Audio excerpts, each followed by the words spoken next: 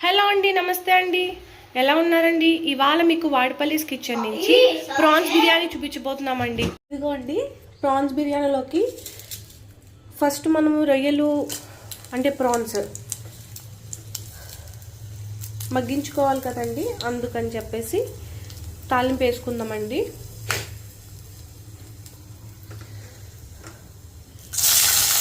పచ్చిమిరపకాయలు,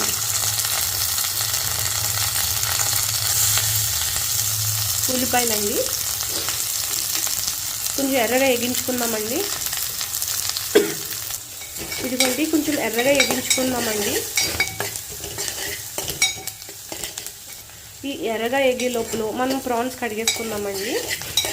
కొంచెం ఉప్పు అవన్నీ ఉప్పు పసుపు వేసుకుని కడుక్కుందామండి, లేకపోతే నీసు వాసన పోదండి. ఇదిగోండి, చూసారండి, ఎర్రగా ఎగిపోయినాయి. ఇప్పుడు మనము రొయ్యల్ని కడుక్కున్న రొయ్యల్ని వేసేసుకున్నాము. ఇదిగోండి,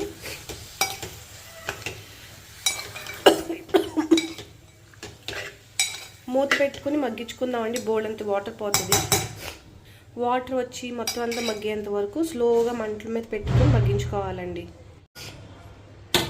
ఇదిగోండి, నీళ్ళు వస్తూ ఉంటాయండి. ఇంత లోపల మనం కొంచెం పసుపు సాల్ట్ కూడా వేసేసుకుందామండి. ఇంకా వాటర్ కూడా ఎక్కువ వస్తుంది.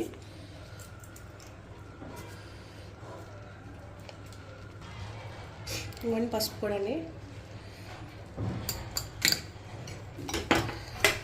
మూత పెట్టేసుకుందామండి. మూత పెట్టుకుంటే మగ్గుతుంది బాగాని. ఆ వాటర్ పోయేంత వరకు మగ్గించుకుందామండి. చూసారండి, వాటర్ ఎలా వచ్చిందో అండి. ఇదంతా మొత్తం అంతా వాటర్ అంతా పోవాలండి. అప్పుడు వరకు ఉడికించుకోవాలండి, లేకపోతే నీసు వాసన వచ్చేస్తుంది. ఇదిగోండి, కొంచెం ఇలా ఉండగానండి కొంచెం 1 స్పూన్ అల్లం వెల్లుల్లి పేస్ట్ వేసుకుందామండి.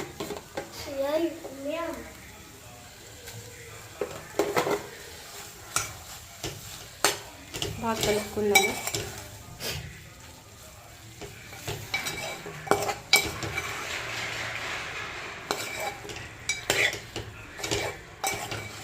అల్లం వెల్లుల్లి పేస్ట్ పచ్చివాసన పోయేంత వరకు వేగించుకుందామండి. ఇదిగోండి, కొంచెం కారం కూడా వేసుకుందామండి.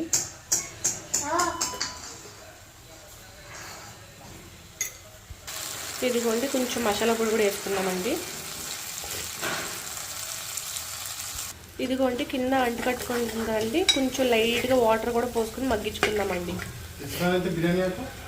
ఇదిగోండి, కొంచెం దగ్గరికి మగ్గించుకుందామండి.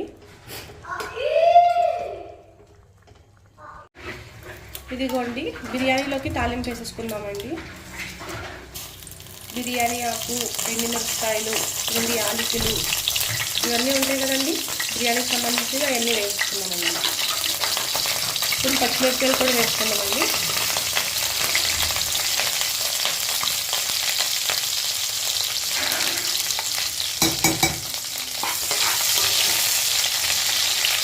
ఇదిగోండి, మా అత్తయ్య గారు చెప్పారు కదండి చిన్న ఉల్లిపాయలు చాలా మంచివని, అందుకని చిన్న ఉల్లిపాయలు వేసుకుంటున్నామండి బిర్యానీలోకి.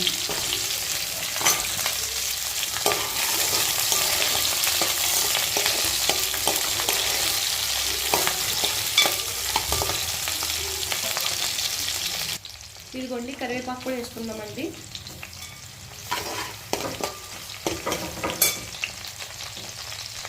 ఇదిగోండి, కర్రీ దగ్గరకు వచ్చింది కదండి, కట్టేసాము. ఇంకా అనుకుంటాం కదండి. ఇంకొక బిర్యానీలోని కడుగు పెట్టుకున్న కొత్తిమీర వేసుకుందామండి. కొత్తిమీర, పుదీనా వేసుకుంటే పుదీనా స్మెల్ వచ్చి చాలా బాగుంటుందండి. టేస్ట్ కూడా మారుతుంది బిర్యానీ. ఇదిగోండి, కొత్తిమీర, పుదీనా కూడా వేసేసుకున్నామండి. ఇది కొంచెం వేగిన తర్వాత బియ్యం కూడా వేసుకుందామండి. కడిగేసుకొని ఇందులో కడుక్కుందామండి బియ్యం. ఇదిగోండి, వేగినాయి కదండి, కడుక్కుని బియ్యం పెట్టుకుంటున్నాము. బియ్యం వేసుకుంటున్నాము. ఇది లైట్ బ్రౌనిష్ కలర్ వచ్చేంత వరకు వేసుకోవాలండి. వేసుకున్న తర్వాత అల్లం వెల్లుల్లి పేస్ట్ వేసుకున్నాము. ఇదిగోండి, కొంచెం వేగినాయి కదండి, అల్లం వెల్లుల్లి పేస్ట్ కూడా వేద్దాము.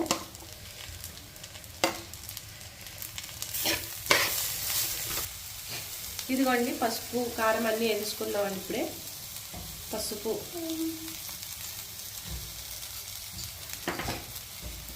ఉప్పు, మన టేస్ట్ సరిపడగా ఉప్పు,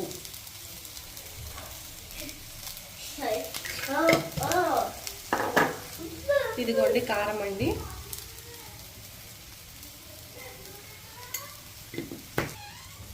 ఇదిగోండి మసాలా కూడా వేసుకుందామండి.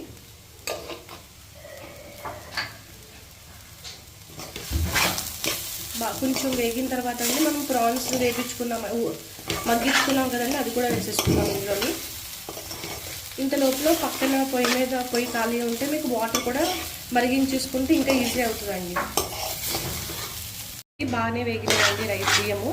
ఇప్పుడు మనం మగ్గి పెట్టుకుని కర్రీ కూడా వేసేసుకుని ఒక 2 నిమిషాలు వేపుకుందాం అండి.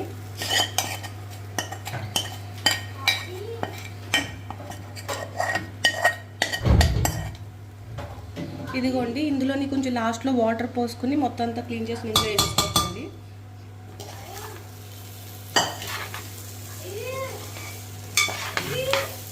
ఇదిగోండి అది వేపే లోపల మనం వాటర్ వేడి చేసుకుంటున్నామండి త్వరగా అయిపోవడానికి.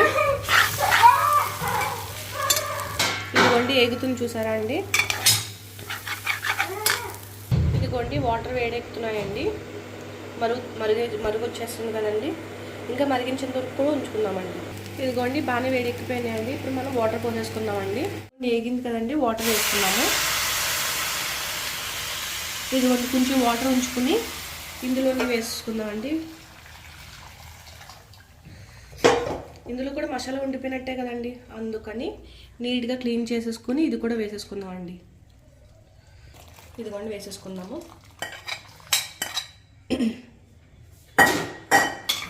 ఈ వాటర్లోనే ఉప్పు కారం అన్నీ సరిపోయిన లేవో చూసుకోవాలండి.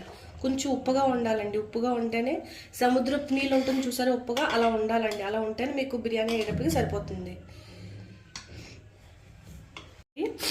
ఉప్పు సరిపోలేదండి, ఉప్పు వేసాము. ఇప్పుడు మూత పెట్టేసుకుందామండి. స్లోగా మగ్గుతుంది. ఇది కొంచెం దగ్గరికి వస్తుంది అనగా అప్పుడు కొంచెం తగ్గించుకుందామండి పోయి. ఇప్పుడు హైలో పెట్టుకుందాము. ఇదిగోండి దగ్గరికి వస్తుందండి. కొంచెం ఇలా తిప్పుకుంటూ ఉండాలండి.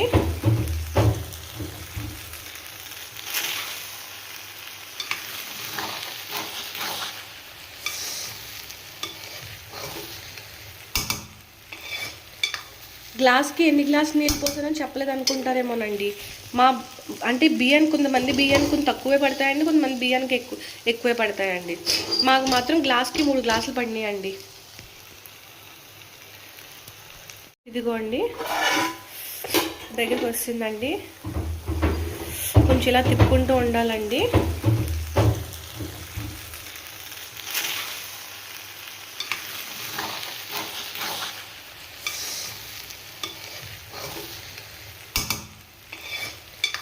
గ్లాస్కి ఎన్ని గ్లాసులు నీళ్ళు పోసానని చెప్పలేదు అనుకుంటారేమోనండి. అంటే కొంతమంది బియ్యానికి తక్కువే పడతాయండి, కొంతమంది బియ్యానికి ఎక్కువే పడతాయండి. మాకు మాత్రం గ్లాస్కి 3 గ్లాసులు పడినాయండి. ఇదిగోండి అయిపోయిందండి. కట్టేసుకుందాము, మూత పెట్టుకుందామండి. కొంచెం మగ్గుతుంది అలాగా. ఎలక్ట్రిక్ కుక్కర్ ఉన్న వాళ్ళకైతే ఇంకా ఈజీగా అయిపోతుందండి. మీరు అంతా చూసుకోక అదే ఆటోమేటిక్గా కట్ అయిపోతుంది.